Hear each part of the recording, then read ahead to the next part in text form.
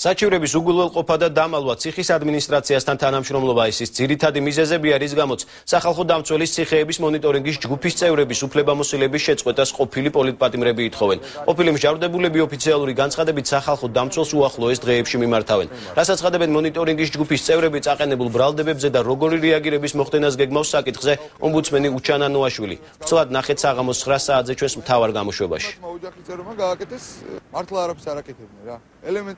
იყო შემთხვევები, როდესაც თუნდაც ნათიას ან მის მეგობრებს, რომლებიც შემოდიოდნენ პატიმრებმა მიმართეს საჩივრით, მაგრამ ეს საჩივარი არ გასცდენია, ესე ვთქვათ, ადმინისტრაციაში ვერ რჩებოდა და ეს პატიმარი, ვინც საჩივარს წერდა ან თუნდაც სიტყვიერად ამბობდა, უარეს დღეში ჩაუგდია. ეს ორი ადამიანი უნდა წავიდეს დაკავებული თანამდებობიდან, ვინაიდან პატიმრებს და საქართველოს მოსახლეობას აუცილებლად სჭირდება დაცვა და სახალხო დამცველმა უნდა უზრუნველყოს ეს ყველაფერი და მისი პრესტიჟი თუ არ იქნება სათანადო დაცული და არ იქნება ამაღლებული, ამათ ყველაფერს ვერ მოახერხებს. სადვართ მივიღოთ ნებისმიერი განცხადება, რომელიც იქნება პატიმრებისგან თუ ადვოკატებისგან.